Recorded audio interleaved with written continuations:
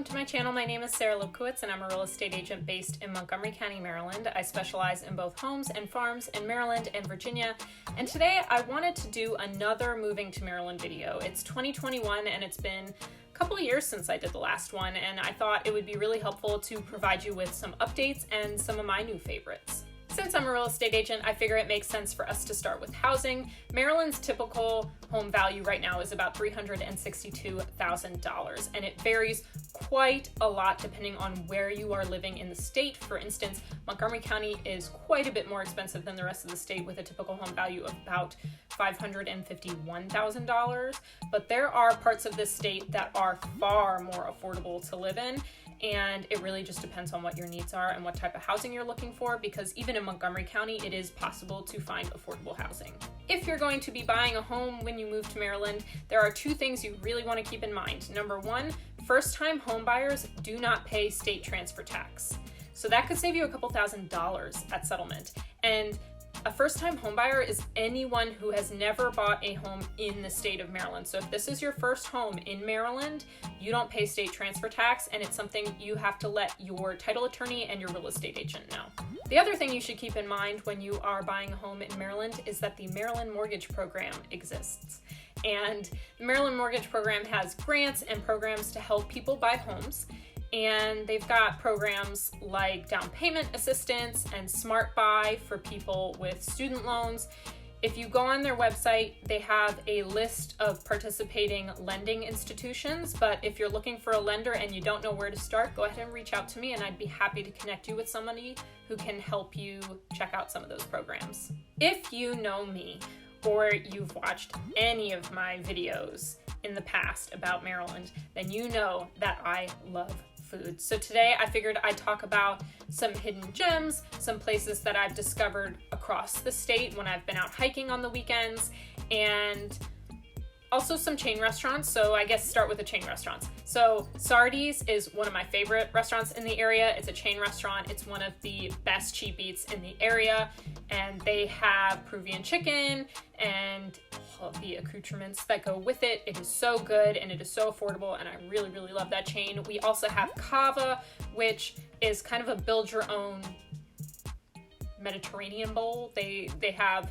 lentils, rice, greens. You can put falafel, lamb, hummus, all kinds of special sauces. Their crazy feta is really, really good, and those are awesome. But I have also discovered some other restaurants that I am so excited about. So if you are up near Thurmont, north of Frederick, I found a place.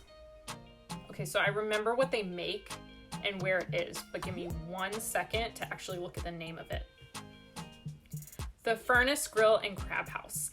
So they are north of Frederick and not on the water at all, but their seafood is so good. I went there after a hike and I had a burger that had a jumbo lump crab cake on top. Now, if you are familiar with Maryland's cuisine at all, you know that blue crab, crab cakes, Old Bay, Natty Boh, things like that are kind of part of the scene. However, this place has jumbo lump crab cakes, which even in Maryland, you can't always get those.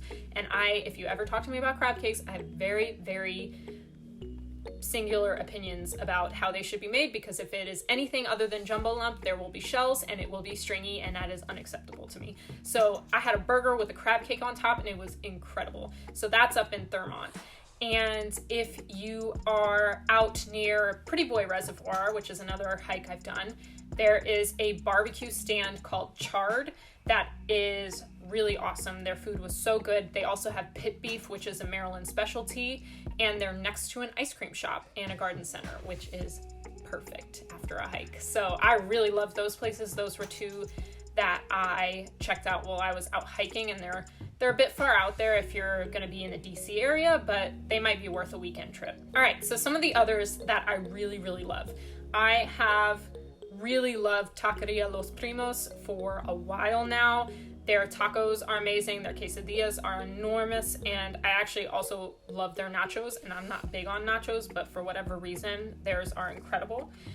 And In that vein, there is also a place that I've really been wanting to try. It's been all over social media, and it's actually based in a house. So you order and pick it up, and it's called La Loteria, and they have birria tacos, and it is supposed to be incredible. So that's on my list of things to try this summer, and that's in Hyattsville, Maryland. And then there are two little places that I think are so incredible, and they have actually a pretty massive following, even though they're kind of tucked away a little bit. The first is Ma's Kettle in Savage. I have passed it so many times because I have friends who live up in that area, and we've only recently stopped in, and I'm so mad that we didn't do it sooner because their pulled pork, their burgers, everything we've had from them has been incredible. Speaking of burgers, the other place I absolutely love, and you're gonna have to trust me a little bit here because it is in the back of a gas station and convenience store, is Sunshine General Store. They have burgers and breakfast sandwiches and deli sandwiches as well, but their burgers are really the star of the show. They've been around for a long time, and they are still, in my mind, some of the best burgers I've ever had. And maybe it's because I grew up on them, but Sunshine General Store in Brookville, Maryland is also an incredible find. All right, so let's talk about the commute. It still sucks. I'm sorry, I'm not gonna sugarcoat it. The traffic around DC and Baltimore is horrible. Probably will always be pretty bad, but there are a number of changes that I wanted to let you know about that have really made things much better, or are going to make things much better. First of all, they took the toll plaza off of the Bay Bridge. So if you're going over the Bay Bridge for any reason, I've sold a few farms over on the Eastern Shore this year, and traffic has been so much better since they did that. So I'm really happy about that. The other things that are happening, they are working on building the Purple Line. So that is a metro line that will go from Bethesda to New Carrollton, east-west. And that will be very, very helpful. It's going to be about 21 stops, and I know they've had some delays in the building, but they are working on getting that finished as soon as possible. The other thing that's been in the works is widening the Beltway. Now, just this week, actually, they took out a significant chunk of that project because there was just too much uproar over widening it. But around the 270 area of the Beltway, they are going to, or they're planning on adding 2 hot toll lanes each direction. So public transportation and cars with more than 3 people can travel for free and get around traffic. And they're hoping that that will help with the bottleneck a lot. Ultimately, if you can buy or rent in an area that will give you a reverse commute to work, do that, because traffic in this area at rush hour can be miserable. But hopefully now, with a lot of, the changes that have happened due to COVID, perhaps there will be fewer people traveling to and from work every single day, and there will be a lot more people working from home. And if you can work from home a few days a week, I would strongly recommend it, because again, if you are commuting towards the district, Bethesda, anywhere in the DC area, in the Baltimore area, it's not going to be pretty. Maryland really isn't lacking when it comes to education. If you are looking to send your kids to public school, you should know that K through 12 is by the county. And there are a lot of really strong school systems in Maryland, but Montgomery County Public Schools in particular are ranked very highly each year. But if you're looking for continuing education, there are also a lot of opportunities there as well. We've got the University of Maryland, we've got Towson, we've got Johns Hopkins, and more, many, many more.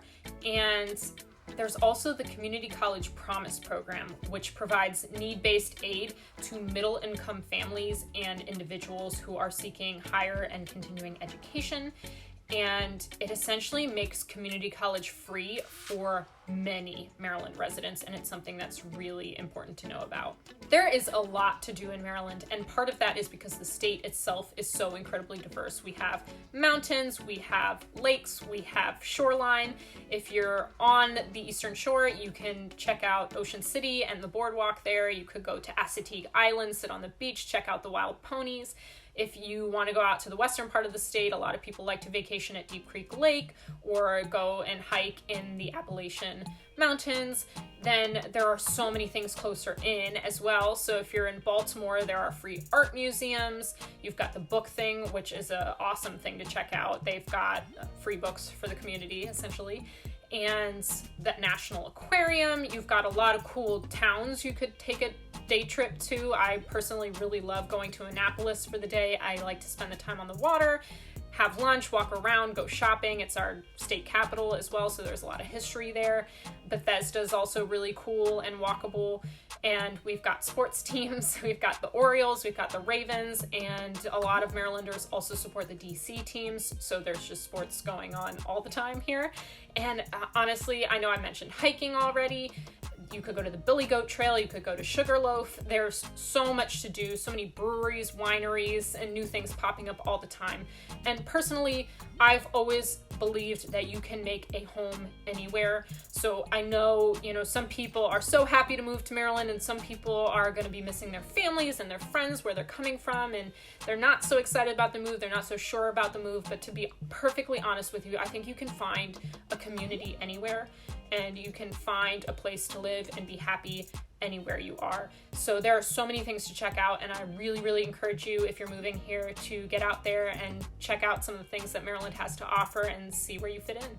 Thank you for watching. Again, my name is Sarah Lipkowitz. I'm a real estate agent based in Montgomery County, Maryland. I specialize in homes and farms in Maryland and Virginia.